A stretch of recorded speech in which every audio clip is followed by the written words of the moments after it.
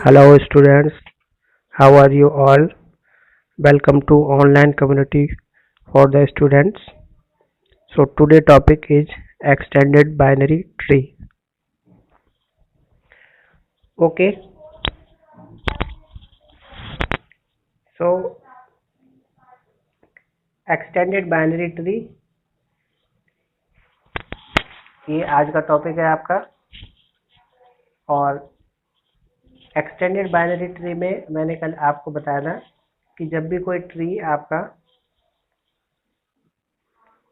कोई भी binary tree जब होता है तो उसके अंदर कुछ नोड ऐसे होते हैं जो सिंगल होते हैं, ठीक है। तो पूरे बाइनरी ट्री के अंदर ऐसे नोड्स जो एक्सटर्नल और इंटरनल नोड बोले जाते हैं, ठीक है। तो जैसे कि अगर हम डेफिनेशन की बात करें तो यहाँ पे लिखा हुआ है कि extended binary tree is a type of tree in which all the null subtree of the original tree are replaced with special node called external node where other node are called internal node, ठीक है। तो देखिए इस तरीके से अब जैसे ये एक ट्री है जो मैंने आपको बनाया अभी। अब ये ट्री जो है वो अभी तो बाइनरी ट्री है, ठीक है, लेकिन इसके अगर सब ट्री की बात करूं, ये कंप्लीट ट्री में सब ट्री होते हैं, लेफ्ट सब ट्री और राइट साइड का सब ट्री, ठीक है। तो लेफ्ट सब ट्री अगर आप देखेंगे तो ये वाला एरिया है, तो यहाँ पे तो एक सिंगल नोड ही है आपके पास। और अगर राइट सब ट्री की बात करेंगे तो ये वाला एरिया है, ठीक है।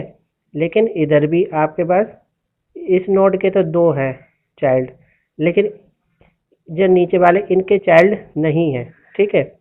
तो आपको करना क्या है, जो सब ट्री है, चलो अभी क्या, एक मिनट,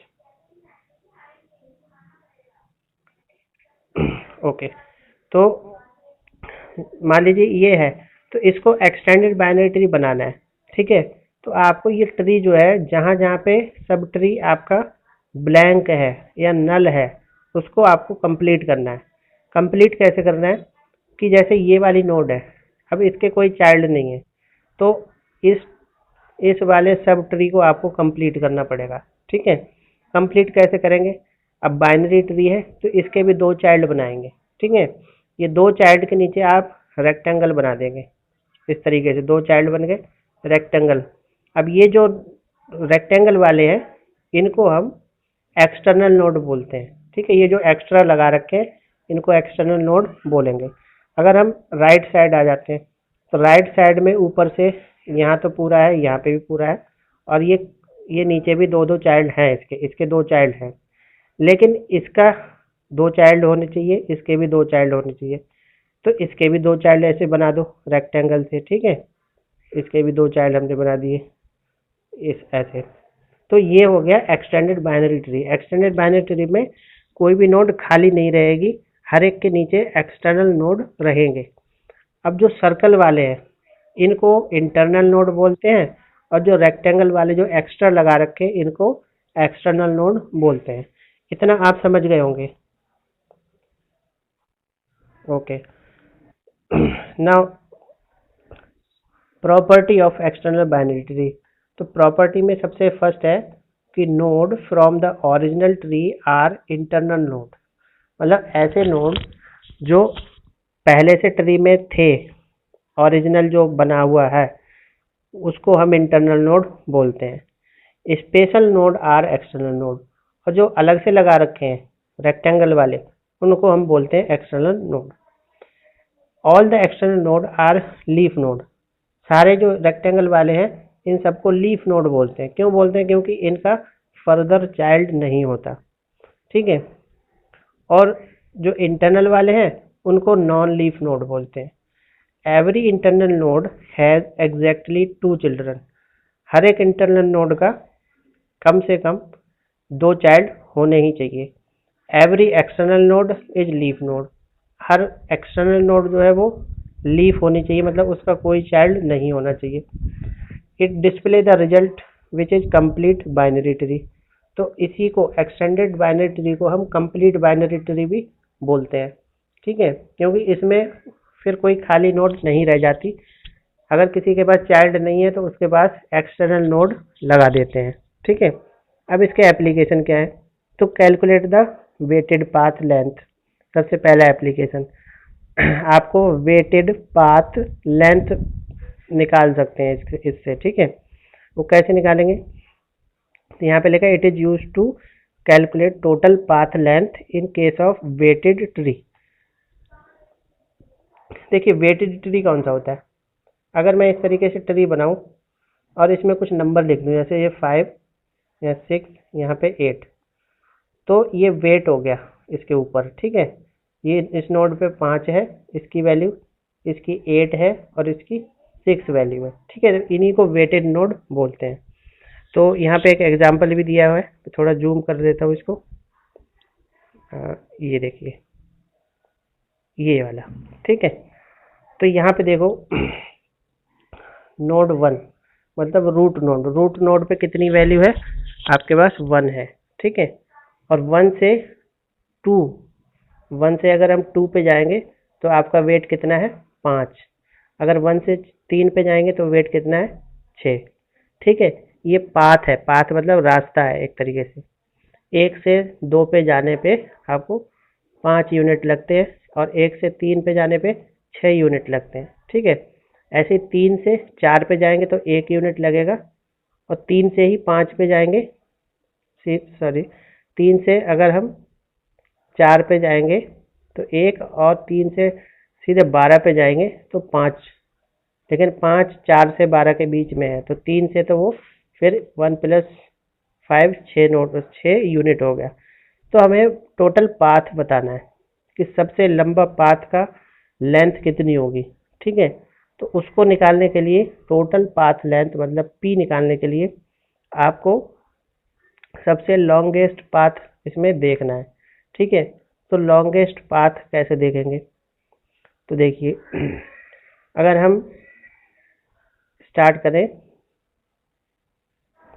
देखिए ये कौन सा लेवल है, 0, ये 1, ये आपका 2 लेवल और ये आपका 3 लेवल, ठीक है। लेवल हमने पता कर लिए। अब सबसे लंबा पाथ कहाँ पे होगा, ठीक है। तो अगर आप इस तरीके से नीचे जाएंगे ऐसे, तो सबसे पहले आपको लेफ्ट साइड में 8 दिखाई दे रहा है, तो 8, तो 8 × 3 कर देंगे, 8 × 3, 3 क्या है, 3 आपका लेवल है, 8 कौन से लेवल पे है, 3 पे है, फिर प्लस करेंगे, ठीक है। फिर 9, 9 × 2,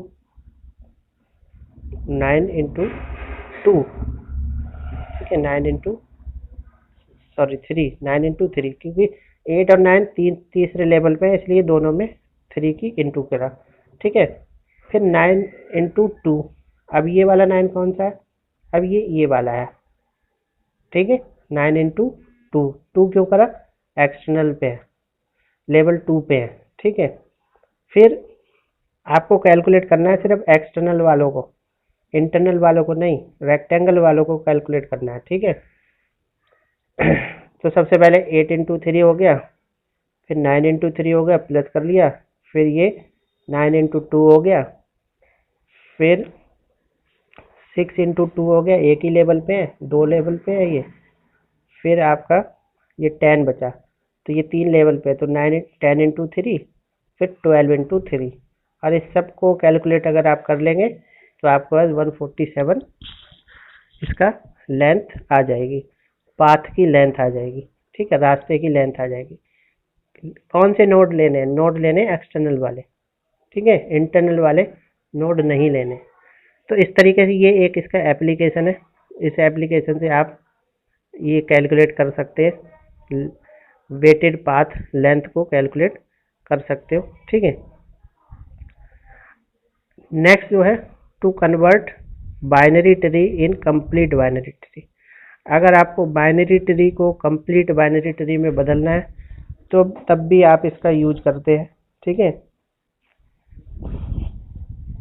तो किस हिसाब से, तो देखो जैसे ये वाला ट्री है, इसको मैं यहाँ पे बना देता हूँ 1, 1 के पास में 2, 2, 2 और 3, इस तरीके से नोड है। ठीक है, उसके बाद 3 से है आपका, 3 से एक ही है राइट साइड में 4।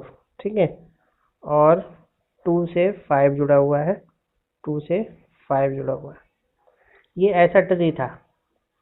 ठीक है, ये ऐसा कब था, जब तक मैंने इसमें एक्सटर्नल नोड नहीं लगाए थे। अगर मैं इसमें एक्सटर्नल नोड लगा दूंगा तो जहाँ जहाँ कम होंगे वहाँ वहाँ लगाएंगे आप। ठीक है, कम कहाँ पे है, एक देखिए 2 का लेफ्ट चाइल्ड है, राइट नहीं है, तो यहाँ पे लगा दिया। 3 का राइट है, लेफ्ट नहीं है, तो एक यहाँ पे लगा दिया। 5 के दोनों नहीं है, तो दोनों लगा दिए। ठीक है, रेक्टेंगल। 4 के दोनों नहीं है, तो दोनों लगा दिए। अगर आप एक्सटर्नल नोड लगा देते हैं तो ट्री आपका कंप्लीट बाइनरी ट्री होता है। अगर एक्सटर्नल नोड नहीं लगाते, ठीक है, अगर इतनी वाली कंडीशन होती है ऐसी, तो ये बाइनरी ट्री होता है। ठीक है, तो ऐसे आप बना सकते हो।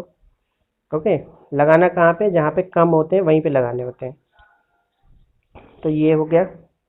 Next, tree traversal. तो देखो ट्री ट्रैवर्सल मैं पहले भी बता चुका हूँ कि ट्री को ट्रैवर्स करते हैं इन ऑर्डर में, इन ऑर्डर, प्री ऑर्डर और पोस्ट ऑर्डर। ये 3 ट्रैवर्सल होते हैं ट्री के। ठीक है, तो अगर मान लीजिए जैसे ये ट्री है और इसमें हम जो है इन ऑर्डर, पोस्ट ऑर्डर और प्री ऑर्डर सब निकालें तो हम निकाल सकते हैं। तो सबसे पहले अगर हम प्री ऑर्डर निकालें तो प्री ऑर्डर इस ट्री के अंदर क्या बनेगा, तो देखिए प्री ऑर्डर में मैंने बोला था कि प्री का मतलब होता है पहले, मतलब इसके अंदर रूट नोड सबसे पहले आएगी, फिर लेफ्ट ट्री आएगा और फिर राइट ट्री आएगा। तो रूट नोड है 1, तो 1 को सबसे पहले लिख लिया। ठीक है, 1 के बाद लेफ्ट ट्री आएगा, तो लेफ्ट साइड में चले गए, 1 की लेफ्ट साइड है ये वाली, इधर चले गए। तो इधर जाने के लिए सबसे पहले आपको 2 दिखाई दिया, तो 2 ले लिया।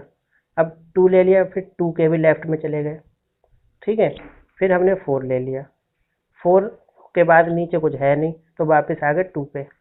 अभी 2 पे आपको दिख रहा है कि मेरे पास 5 भी है जो राइट साइड में, तो आप 5 उठाएंगे। तो चलेंगे वैसे ही, पहले रूट, फिर लेफ्ट। तो अभी लेफ्ट खत्म नहीं हुआ था 2 का, तो फिर से लेफ्ट, और जब खत्म हो गया तब 5 उठा लिया, मतलब राइट। ठीक है, तो एक तो ये तरीका हो गया। अगर ऐसे नहीं करना चाहते तो आप यहाँ से स्टार्ट करो 1 से, 1 से करने के लेफ्ट में जाओ। ठीक है, तो 2 उठा लिया, 2 से फिर सीधे चले जाओ 4 पे, 4 से फिर आइए 5 पे, 5 से फिर आओ 3 पे।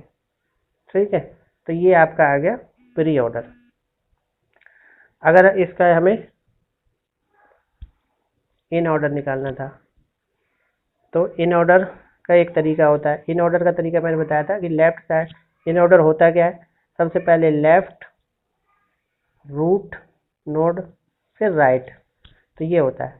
तो उसका तरीका ये था कि लेफ्ट बोल रहा है तो लेफ्ट से स्टार्ट करो, लेफ्ट से ऐसे लाइन डालो। ठीक है, ये, ठीक है, फिर ये और फिर ये। तो अब लिख लो, सबसे पहले 4, फिर 2 आया, फिर 5, फिर 1, फिर 3। ठीक है, 4, 2, 5, 1, 3। तो देखो ये इन ऑर्डर सेम जा रहा है ना, प्री ऑर्डर भी सेम हो गया 1, 2, 4, 5, 3। और अब बात करें पोस्ट ऑर्डर की, तो पोस्ट ऑर्डर के लिए भी मैंने बताया था कि पोस्ट में क्या होता है, पोस्ट में सबसे पहले लेफ्ट, फिर राइट और फिर जाके रूट होता है, लास्ट में रूट होता है। तो उसके लिए मैंने बोला था कि जो लीफ नोड है उनको पहले लिखो। ठीक है, लीफ नोड को पहले लिखो। तो लीफ नोड में सबसे पहले 4 है, क्योंकि लेफ्ट लेफ्ट बोल रहा है तो पहले लेफ्ट से ही स्टार्ट करना है। जब 4 लिख लिया फिर आप 5 लिखेंगे। ठीक है, क्योंकि इसका भी कोई चाइल्ड नहीं है। जब ये दोनों मान लो डिलीट हो गए यहाँ से, तो बचा क्या, 2, तो अब 2 लिख लिया। ठीक है, अब जब ये पूरा ट्री आपने लिख लिया तो ये खत्म हो गया। उसके बाद जो है ऐसा नोड कौन सा बचा जिसका चाइल्ड नहीं है, 3, तो 3 लिख लिया। जब 3 भी खत्म हो गया तो फिर ये पूरा एरिया खत्म, फिर क्या बचा, 1। ठीक है, तो ये आ गया आपका पोस्ट ऑर्डर। तो इस तरीके से आप निकाल सकते हैं प्री, पोस्ट और इन ऑर्डर। ठीक है, तो ये ऑलरेडी बता चुका हूँ। इसके लिए छोटी छोटी एल्गोरिथम है जिन्हें आप कर लीजिए। जैसे इन ऑर्डर निकालना है तो एल्गो है आपकी 3 स्टेप में कि सबसे पहले ट्रैवर्स करो लेफ्ट सब ट्री, मतलब इस ट्री को ट्रैवर्स करो, that is called the in order left sub tree, इसको हम इन ऑर्डर बोलते हैं। ठीक है, फिर विजिट द रूट, जब ये पूरा हो जाएगा तो रूट विजिट करो, थर्ड पे राइट विजिट करो, राइट साइड, तो ये इन ऑर्डर हो गया। ठीक है, तो इस तरीके से ये बहुत ही छोटी सी 3 स्टेप की जो आप कर रहे हो वही लिखना है इसके अंदर। ठीक है, वही एल्गो होती है। ठीक है, तो ये इतना हो चुका है, कई बार बता दिया।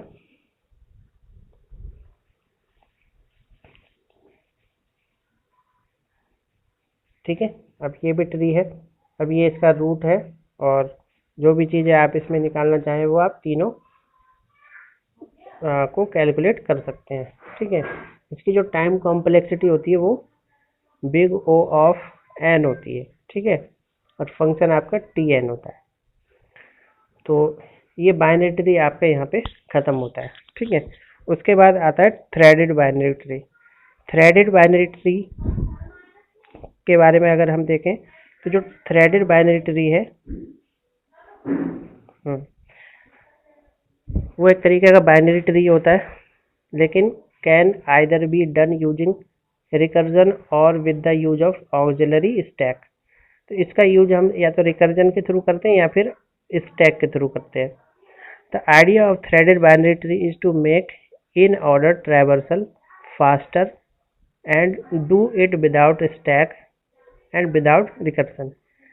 थ्रेडेड बाइनरी ट्री बनाने का एक ही मकसद है कि आप जो इन ऑर्डर ट्रैवर्सल है उसको फास्ट कर सकें बिना किसी स्टैक मेमोरी के। ठीक है, एक चीज़ और बता दूं, जैसे पीछे एक बैक साइड में चलता हूँ, जैसे ये है यहाँ पे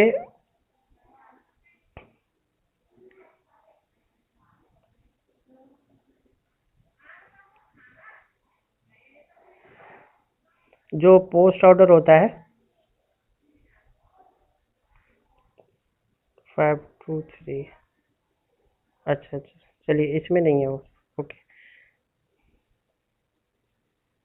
हाँ, वो यहाँ पे आएगा कंसेप्ट। ठीक है, तो दो तरीके के थ्रेडेड बाइनरी ट्री होते हैं, एक सिंगल थ्रेड और एक डबल थ्रेड।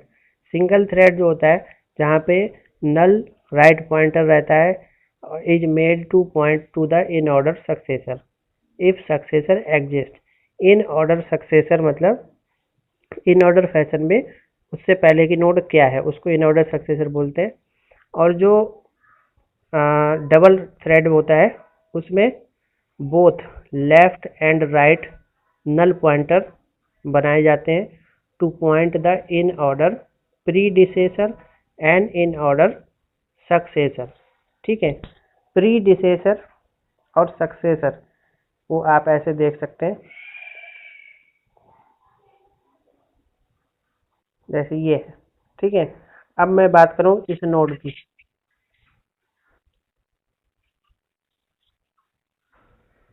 ओके, अगर मैं इस नोड की बात करूं तो इस नोड के जो प्रीडिसेसर है, ठीक है, प्रीडिसेसर वो ये नीचे वाले हैं, और सक्सेसर कौन से है? नहीं, प्रीडिसेसर आपका ऊपर वाला है और सक्सेसर जो है वो नीचे वाले। तो ऐसे करके आप बता सकते हैं। तो डबल थ्रेड में लेफ्ट राइट दोनों होते हैं, सिंगल थ्रेड में ओनली राइट साइड होती है। Threaded are also use fast accessing of in ancestor node. Ancestor मतलब ऊपर वाले नोड्स। ठीक है, उसको फास्टली एक्सेस करने के लिए भी यूज किया जाता है। अब यहाँ पे हम बात करें इस ट्री की, तो ये सिंगल थ्रेडेड बाइनरी ट्री है जहाँ पे डॉटेड लाइन आपकी रिप्रेजेंट करती हैं थ्रेड को। ठीक है, तो देखो इन ऑर्डर है ये, इसे इन ऑर्डर ट्रैवर्सल यूजिंग थ्रेड भी बोल सकते हैं। तो इन ऑर्डर करने के लिए आपको क्या करना पड़ेगा, सबसे पहले लेफ्ट में जाएंगे। ठीक है, इसको थोड़ा सा जूम कर लेता हूँ। ओके, तो देखो इन ऑर्डर में क्या करते हैं, सबसे पहले लेफ्ट साइड में जाते हैं। तो सबसे पहले लेफ्ट में आ गए, लेफ्ट फिर रूट, फिर ये वाला, ठीक है, फिर आपका यहाँ पे आ गए, फिर यहाँ से इस रूट पे आ गए, ठीक है। तो इसे हम लेफ्ट सक्सेसर बोलते हैं, मतलब लेफ्ट साइड को रूट से जोड़ते हैं, ठीक है। लेफ्ट साइड को रूट से जोड़ दिया, इसकी लेफ्ट को रूट से जोड़ दिया, इसकी लेफ्ट को रूट से जोड़ दिया, तो इसको हम thread in single thread binary tree बोलेंगे, ठीक है। नेक्स्ट देखते हैं।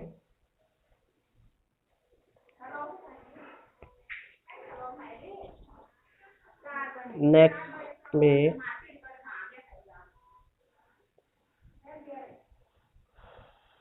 इसको हमने स्टार्ट किया है लेफ्ट मोस्ट नोड से, ठीक है, मतलब लेफ्ट साइड से, इसका लेफ्ट रूट, ठीक है। तो इसका जो आउटपुट आएगा, और यहाँ पे हमने स्टार्ट किया है राइट टू राइट, ठीक है। तो यहाँ पे राइट साइड से स्टार्ट किया है, तो आउटपुट आपका 1 3 आया, ठीक है, 1 3। और अगर हम लेफ्ट से स्टार्ट करेंगे तो ओनली 1 आएगा, और अगर राइट से स्टार्ट करेंगे तो 1 के बाद 3 आ जाएगा आपके पास, ठीक है, 3। ओके, तो ऐसे ही आप फाइनली जब इसको लेंगे तो फाइनली आपके पास ये टोटल आउटपुट आएगा। कैसे आएगा आप एक ही ट्री से देख सकते हो, इतनी स्टेप आपको सिर्फ समझाने के लिए है यहाँ पे। भाई पहले 1 पे है, 1 के बाद 3 पे गए, 1 के बाद 3, 5 के बाद 6, 5 6 7 8 9 11 और लास्ट में आपका 13, ठीक है। तो इसी तरीके से आप यहाँ पे देख लीजिए, है ना। 13 पे कोई गया नहीं, इसलिए 13 इन्होंने उठाया भी नहीं है। तो देखो फाइनली क्या बना, 1 के बाद 3 1 3 5 6 लिया, 5 और 6 लिया, 7 8 लिया, ठीक है, 7 8 और 9 और 11, ये भी आना चाहिए था, यहाँ पे है नहीं, ठीक है। तो वही वो नोड लेने हैं आपको, ठीक है। तो थ्रेडेड बाइनरी ट्री सिर्फ डेफिनेशन आएगी, छोटा सा कंसेप्ट है, ओके।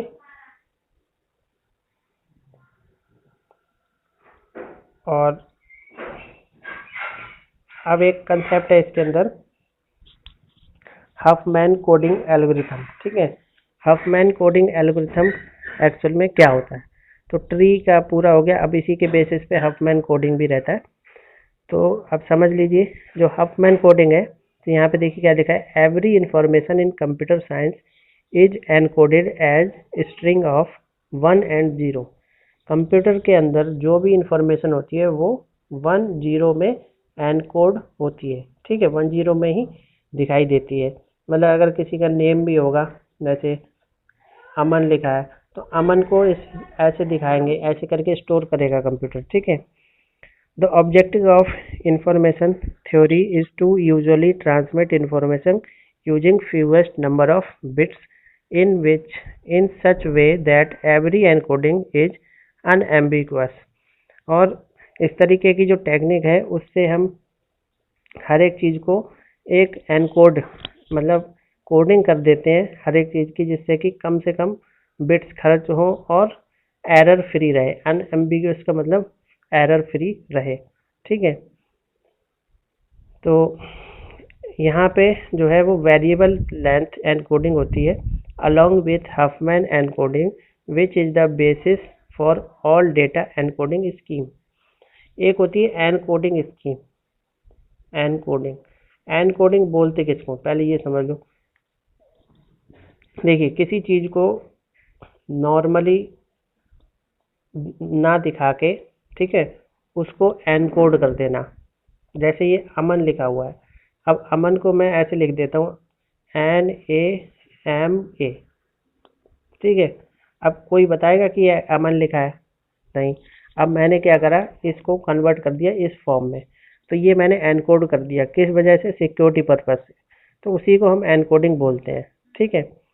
अब एनकोडिंग जो होती है वो कंप्यूटर के अंदर can be defined as the process of transmitting storing of character efficiently.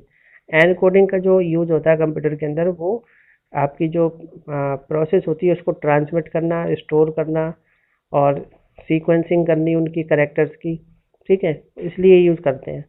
Fix length and variable length, two type of encoding scheme explain. दो तरीके की एनकोडिंग होती है। एनकोडिंग की अगर बात करें तो दो टाइप की होती है, एक फिक्स लेंथ की और एक वेरिएबल लेंथ की। फिक्स लेंथ मतलब फिक्स होता है पहले से ही, और वेरिएबल मतलब बाद में बदल भी सकते हो। जो फिक्स लेंथ की एनकोडिंग होती है उसमें हर एक character assigned binary code using same number of bits, मतलब हर एक करेक्टर को ए बी सी डी जो आपके करेक्टर होते हैं उनको एक सेम नंबर ऑफ बिट दे दिए जाते हैं, ठीक है।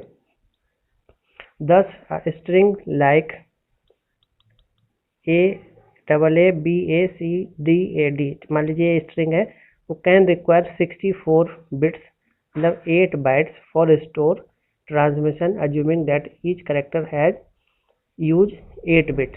अब जैसे ये लिखा है ए, कोई भी स्ट्रिंग हो सकती है इस तरीके की, ए सी डी ए डी, ये एक स्ट्रिंग है, ये कोड लिखा हुआ है।